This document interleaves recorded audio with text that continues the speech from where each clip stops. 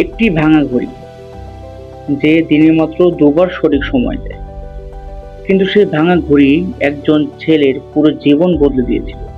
কিভাবে? চলুন গল্পটা শুরু করি। শহরের এক কোণে একটা পুরনো ঘড়ির দোকান ছিল। দোকানটা খুব বড় ছিল না, কিন্তু দোকানের মালিক রহমান চাচা সারা শহরে পরিচিত ছিলেন তার সততা আর হাসিমুখের জন্য। একদিন এক কলেজ পড়ুয়া ছেলে তার দোকানে ঢুকলো। তার মুখটা ছিল ক্লান্ত, চোখে হতাশা। সে বলল, চাচা, এই ঘড়িটা আর চলে না, ফেলে দিতে চাই।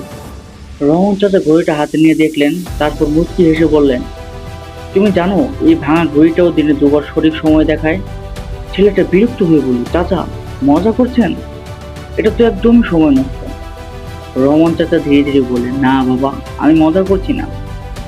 একটা ভাঙা ঘড়িও দিনে দুবার সঠিক সময় দেয়। তাহলে একজন মানুষ যে এখন ব্যর্থ, সে কি কোনোদিনও সফল হতে পারে না? ছেলেটা চুপ হয়ে গেল। কিছুক্ষণ পর সে বলল, কিন্তু আমি তো এখনো অনেকবার চেষ্টা করছি, পরীক্ষায় ফেল করছি, চাকরির ইন্টারভিউতে বাদ পড়ছি, সবাই বলে আমাকে দিয়ে কিছুই হবে না। রহমান চাচা দোকানের দেওয়ালে ঝুলানো শত শত ঘড়ির দিকে তাকিয়ে বললেন, এই ঘড়িগুলো কোনোটাই জন্ম থেকে ঠিক ছিল না। কোনোটা মেরামত করেছি, কোনোটার ব্যাটারি বদলে দিয়েছি, কোনোটার ভেতরে যন্ত্রাংশ ঠিক করেছি। মানুষও ঠিক তেমনই, কেউ ভেঙে যায়, কিন্তু তাই বলে তার জীবনের গল্প শেষ হয়ে যায় না। ছেলেটা ঘড়ি ফেলে দিল না, সেই ঘড়িটা মেরামত করিয়ে তার হাতে পড়ে নিল।